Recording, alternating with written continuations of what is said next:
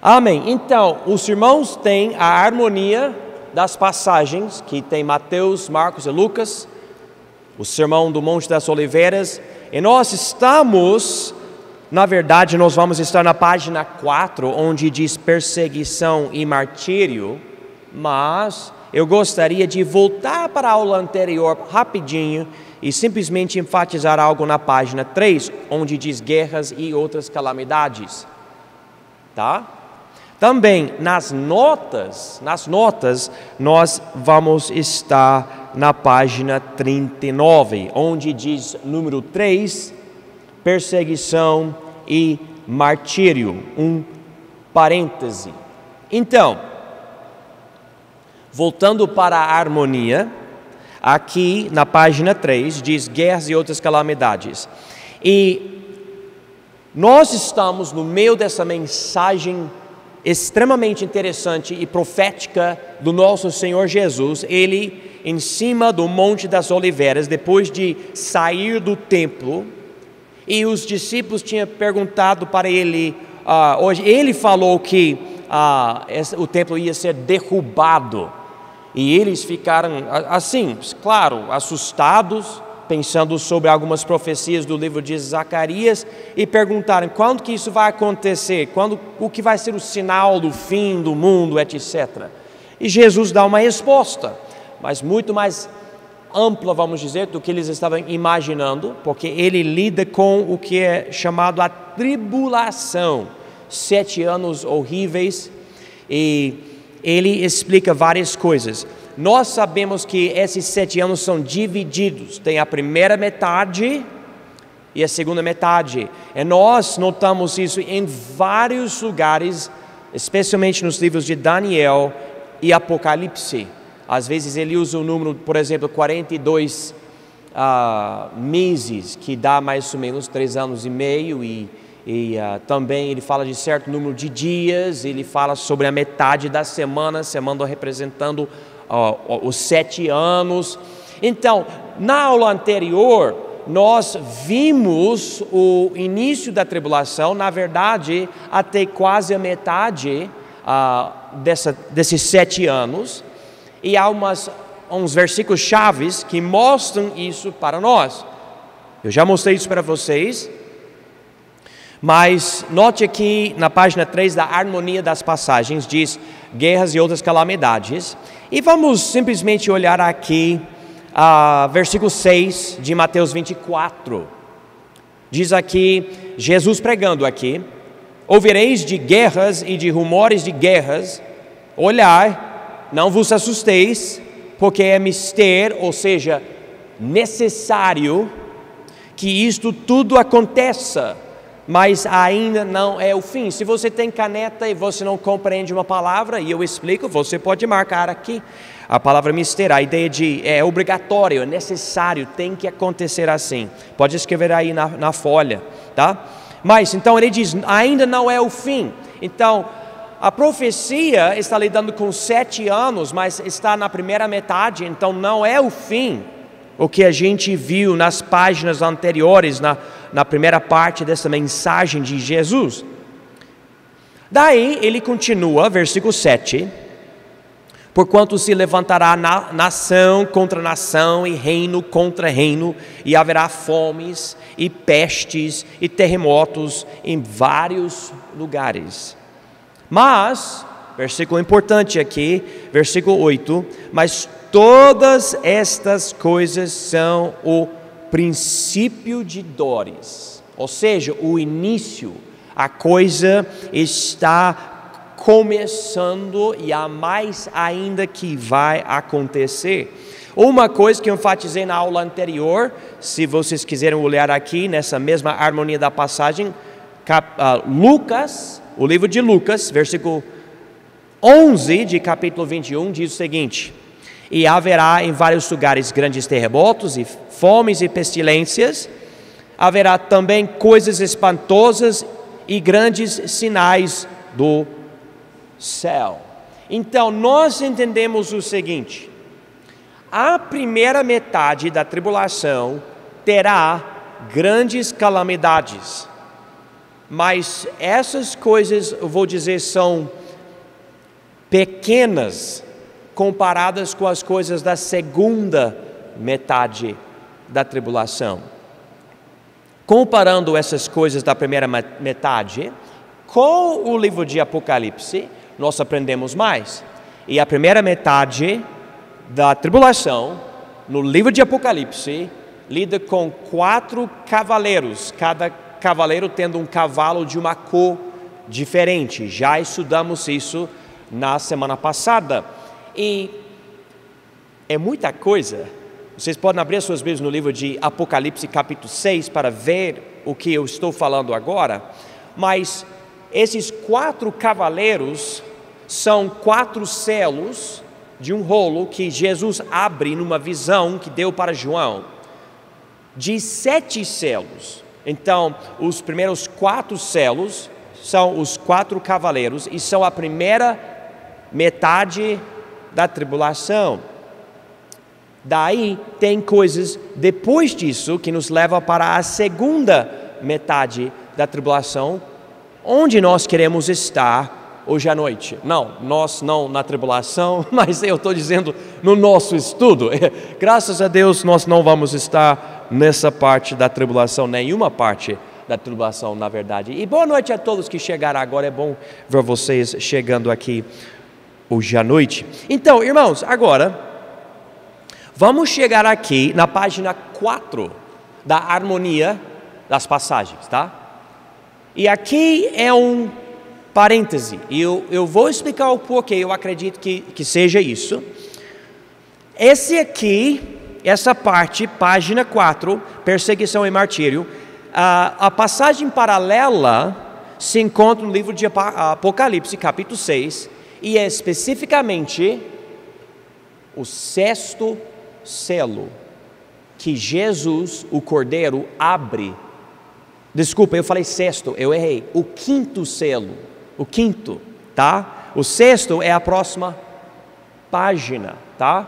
Então nós vamos fazer o seguinte, como fizemos na semana anterior, nós vamos ver essas passagens aqui na harmonia, Mateus, Marcos e Lucas, e depois nós vamos para o livro de Apocalipse, nós vamos comparar as coisas, e daí, ultimamente, nós vamos ver as minhas notas. E deixa eu ver aqui, Christian, vem aqui por favor, você pode ajudar rapidinho? Isso, eu tenho mais uma cópia das notas e mais uma cópia desse aqui, passa ou para a Joane, ou a Edilene, ou a mãe dela, por favor, leva essas coisas, por favor, e se alguém precisar, pode passar para a pessoa. Muito obrigado, Christian. Agora, nós estamos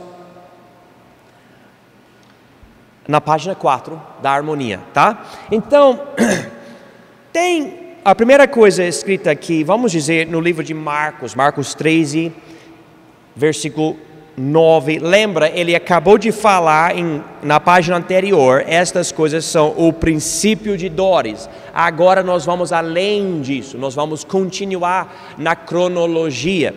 E ele diz aqui, mas olhai por vós mesmos.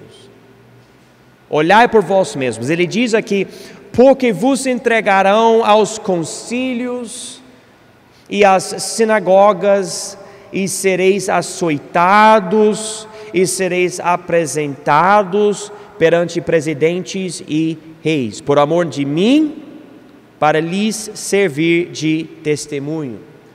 Ok, vamos entender o contexto. Eu já falei, essas passagens Jesus pregava em cima do Monte de Oliveiras, mas para quem ele estava pregando?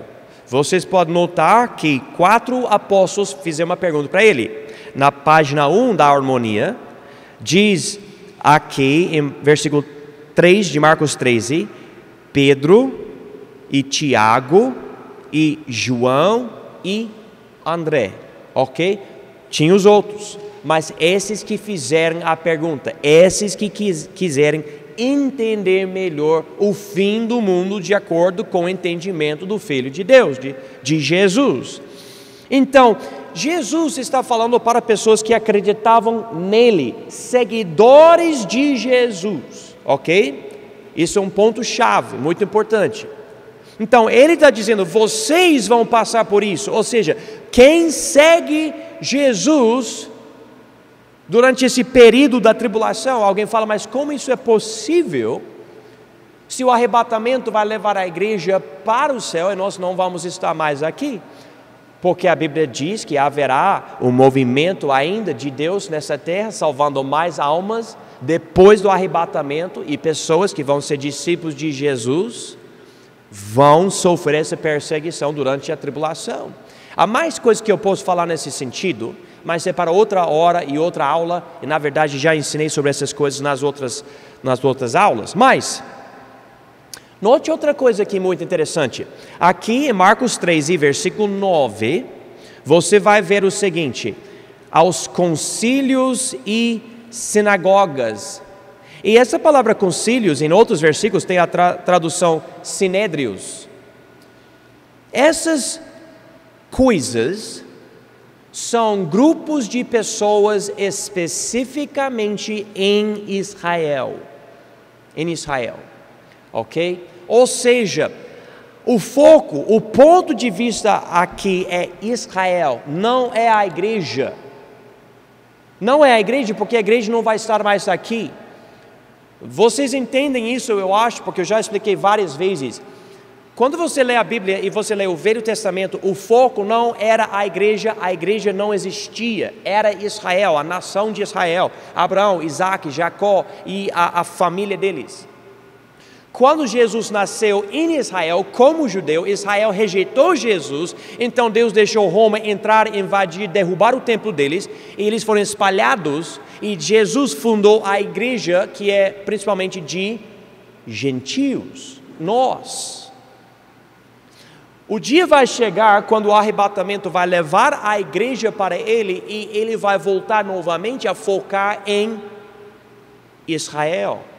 Ele vai fazer uma obra com Israel. Ele prometeu isso para Abraão, para Isaac, para Jacó, para Davi, para Jeremias, para Moisés. Ele prometeu isso, então tem que acontecer. Vai ser o reino milenar na terra, ele enfatiza. Mas antes disso, o dia do Senhor tem que começar com grande tribulação. O mundo vai piorar, os habitantes da terra vão mostrar grande pecado, e Jesus vai mostrar grande ira contra essas pessoas. Nós estamos vendo isso bem aqui na tribulação, essa ira contra o pecado, contra as pessoas, e aparentemente os judeus vão fazer coisas horríveis para os seguidores de Jesus. Provavelmente muitos judeus recebendo Jesus, daí eles vão ser judeus messiânicos, porque um judeu que recebe Jesus é um judeu messiânico. Eles vão prender essas pessoas, matar essas pessoas, e ele enfatiza isso. Agora, eu estou enfatizando a cronologia da coisa, e eu preciso destacar algo aqui que somente Lucas menciona. Então aqui na harmonia, página 4, a gente viu Marcos 3 e versículo 9, agora olha aqui, Lucas 21, versículo 12, e olha o que ele diz, marca a segunda palavra: mas antes de todas estas coisas, lançarão mão de vós e vos perseguirão, entregando-vos às sinagogas e às prisões, e conduzindo-vos à presença de reis e presidentes, por amor do meu nome. Ok, chave aqui. Quando ele diz aqui antes, dá para entender que essa perseguição que ele menciona só agora, nesse sermão, já estará acontecendo antes disso.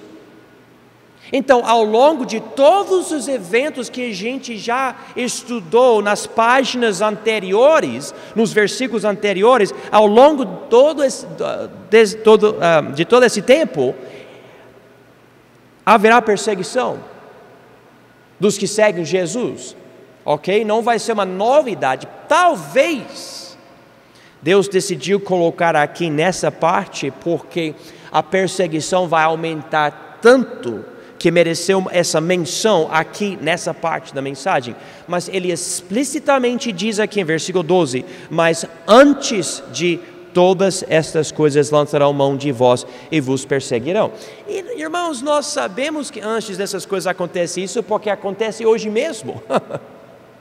Quem está prestando atenção nos jornais hoje com o que está acontecendo no Afeganistão?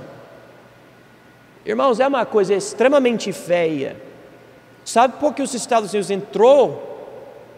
Especificamente por causa do terrorismo que derrubou as torres em Nova York, porque era entendido que o povo desse país estava ajudando nesse ataque. E essas pessoas já estão querendo matar. E se você não concordar com eles, você morre.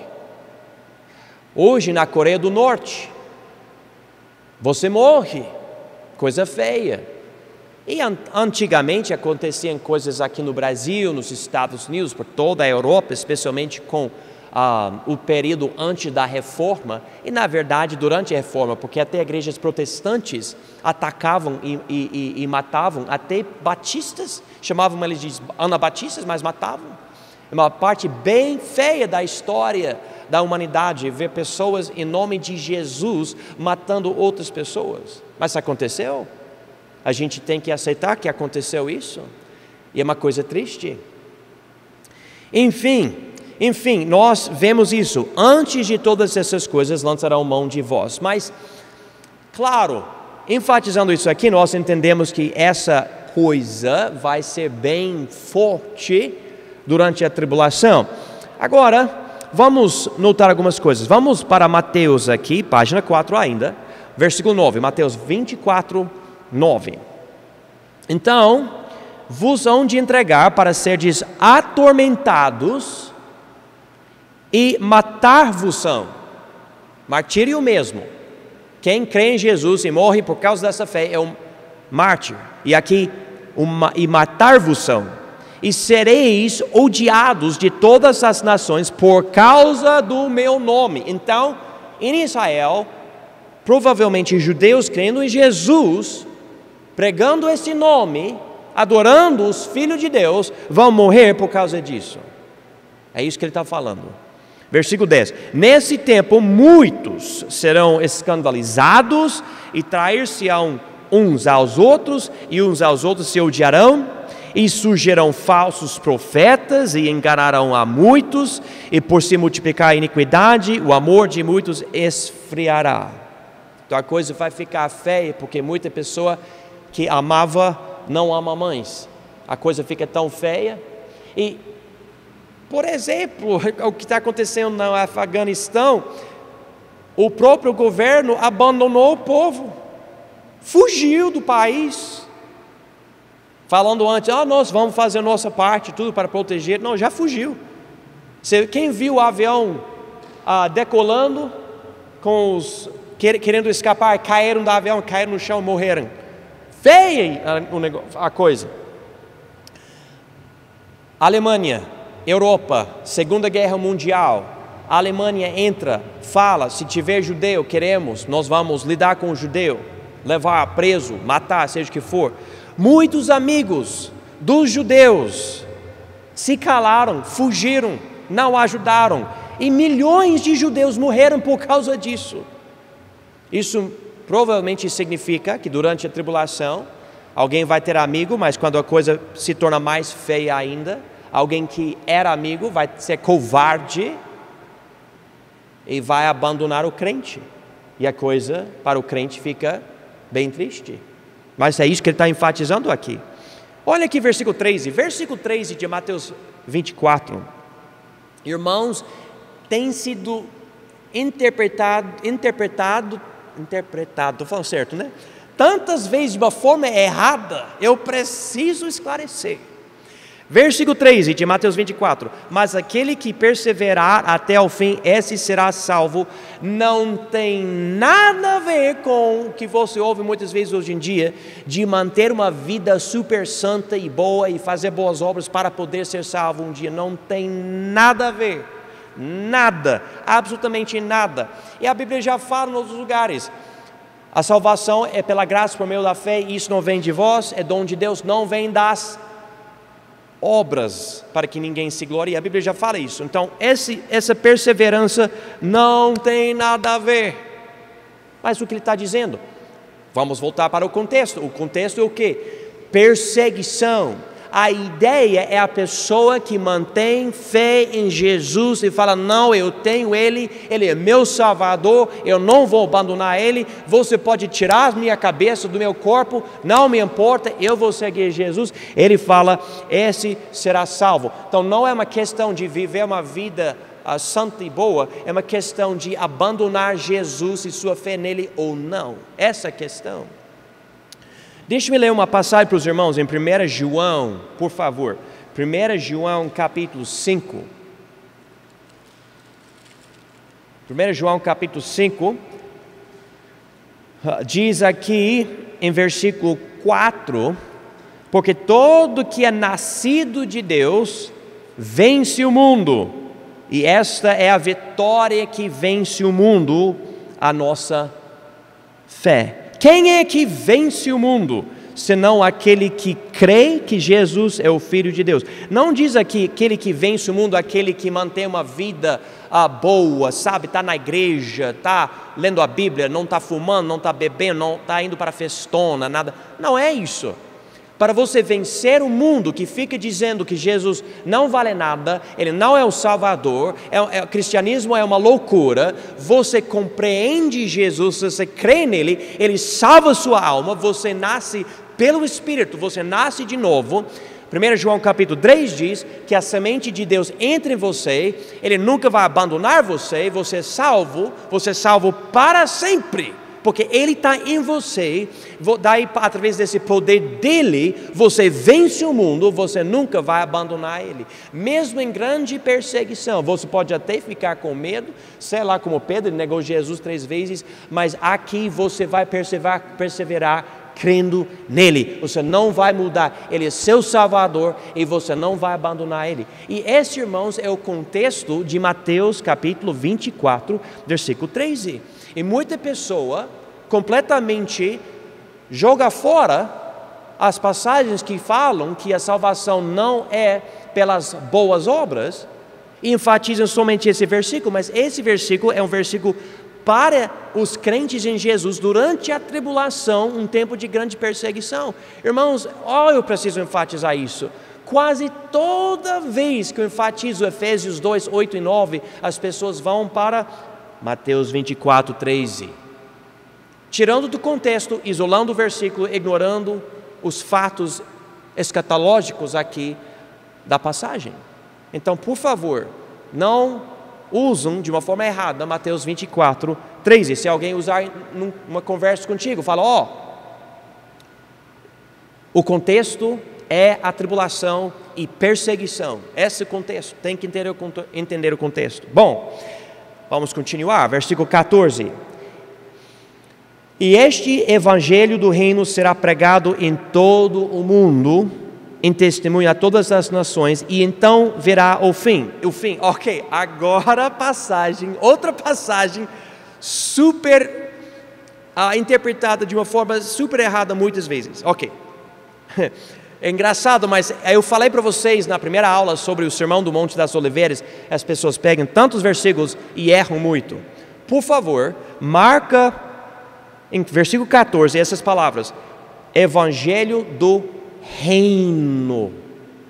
Evangelho do Reino.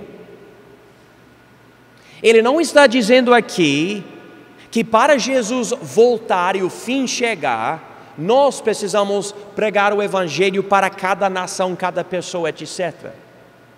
Na verdade, o Evangelho do Reino é a mensagem que os apóstolos pregavam antes da morte, do sepultamento e da ressurreição de Jesus Cristo. Eles, na verdade, nem entendiam a obra de Jesus na cruz. Inclusive Pedro falou: Jesus, o Senhor não vai para a cruz, não. E Jesus falou para ele: para trás de mim, Satanás. Pedro não entendeu a cruz, mas ele pregava esse evangelho. Outro evangelho O Evangelho de Cristo é que Jesus morreu por nós, foi sepultado e ressuscitou. Você pode ler sobre isso em 1 Coríntios 15, os primeiros versículos. É o Evangelho de Cristo. Mas aqui, irmãos, é outro Evangelho. É o Evangelho do Reino. É o Evangelho que os apóstolos pregavam com Jesus e João Batista nos livros de Mateus, Marcos, Lucas e João. Era o Evangelho que eles entendiam. O que é esse Evangelho do Reino? Esse Evangelho aqui, irmãos, é que o Messias chegou para reinar. Ele vai reinar. São as boas novas do reino de Cristo na terra, principalmente operando pela nação de Israel.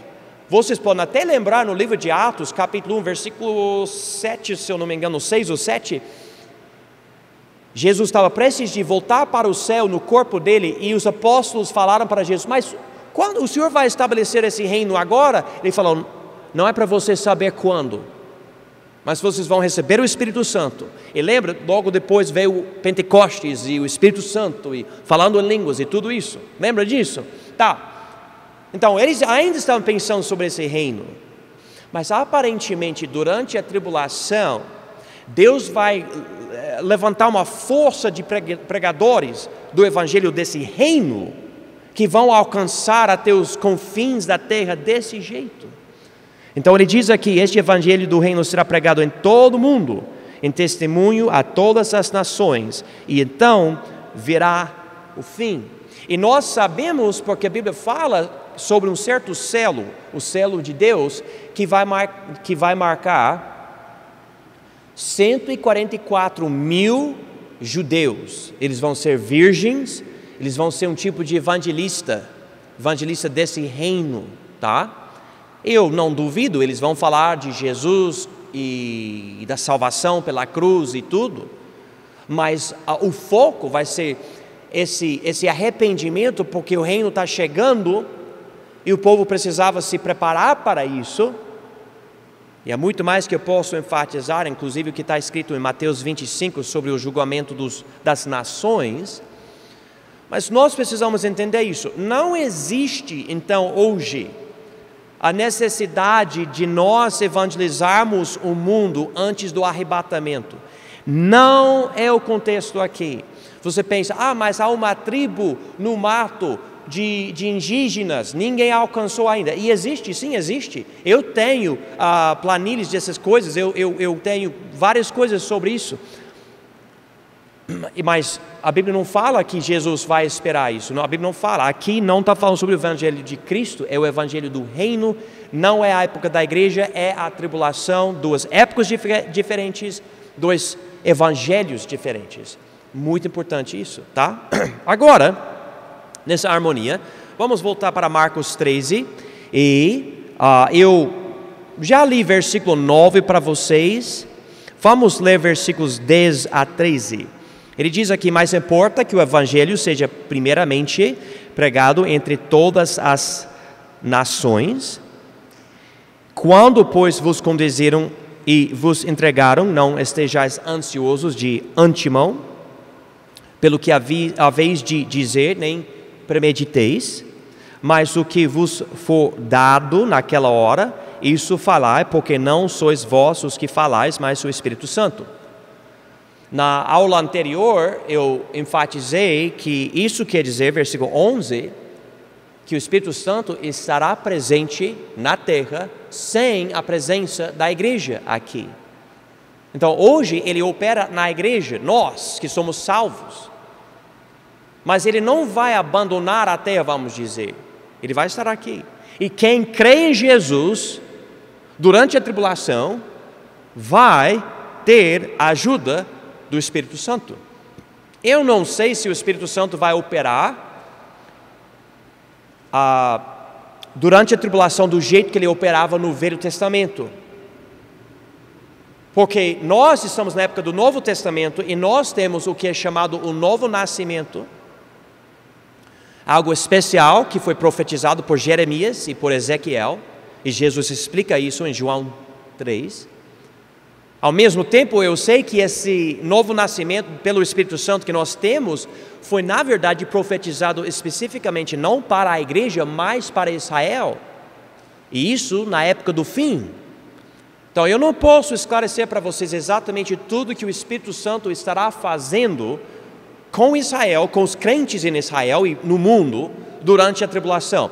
Mas eu posso dizer para vocês, segundo esse versículo, se alguém que crê em Jesus for preso e fica pensando, o que eu vou falar, como que eu vou me defender e defender a minha fé em Jesus e tudo, Jesus está dizendo aqui, tranquilo, você não precisa se preocupar com isso, você simplesmente vai confiar em mim, e na hora certa você vai abrir sua boca e eu vou te dar palavras.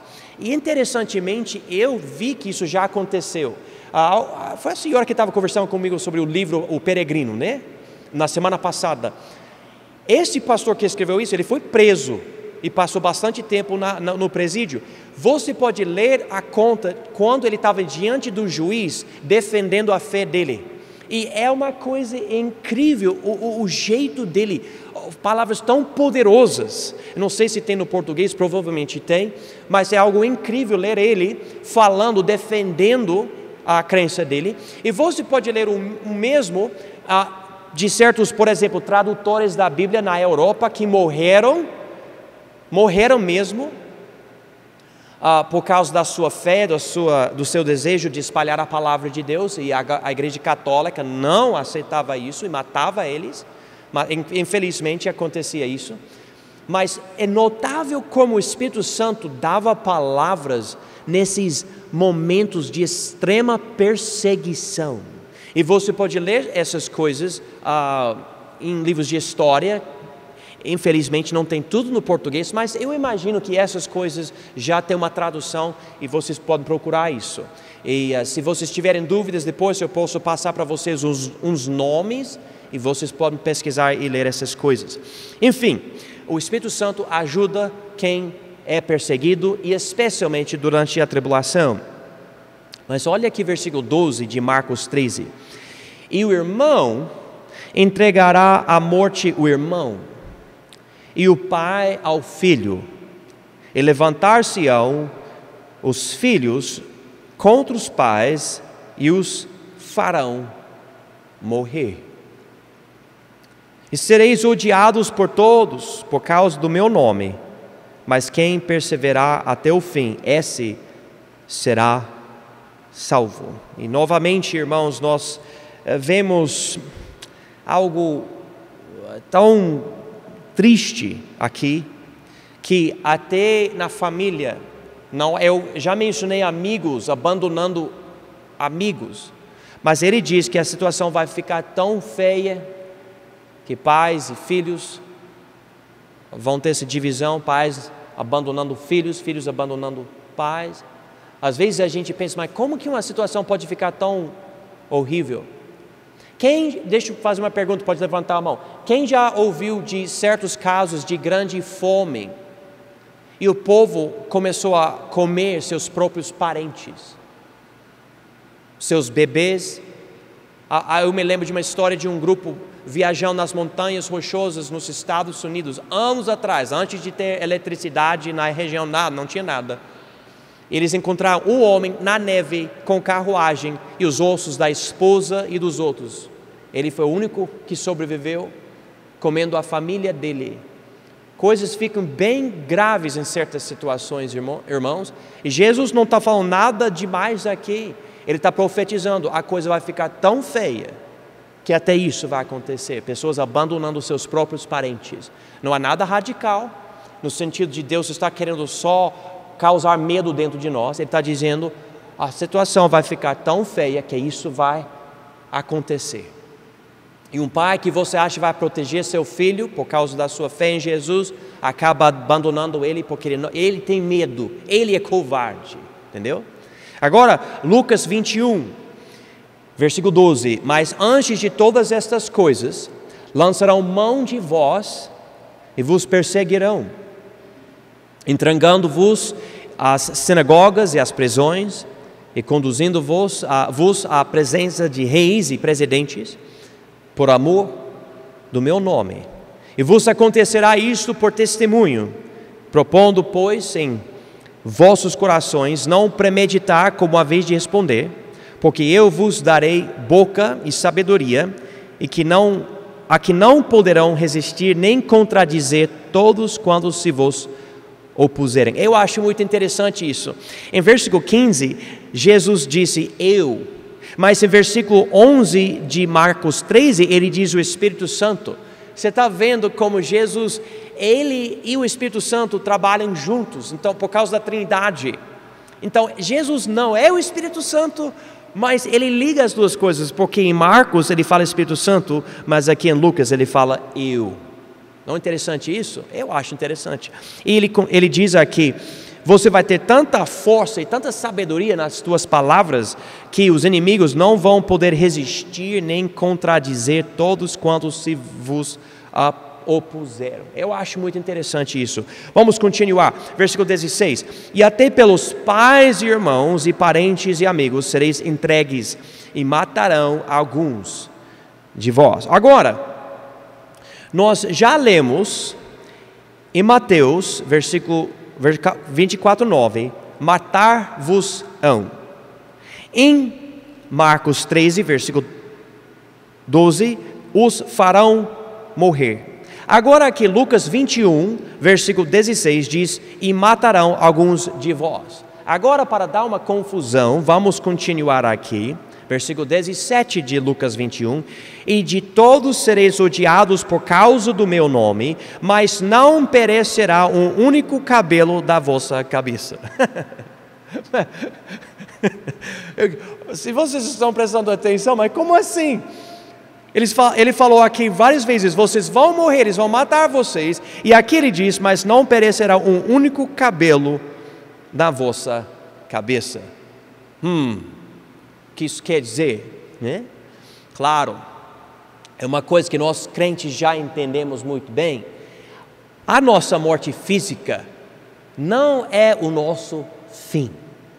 A Bíblia diz, porque Deus amou o mundo de tal maneira que deu o seu Filho unigênito para que todo aquele que nele crê não pereça, mas tenha a vida eterna. Mas é muito provável que você vai morrer, se o arrebatamento não acontecer antes, você vai morrer. É só que você não vai perecer. Você vai parar de estar aqui do jeito que você está agora, mas você vai estar na presença de Jesus como se nada tivesse acontecido. Nós vamos até ver isso hoje à noite, Deus permitindo.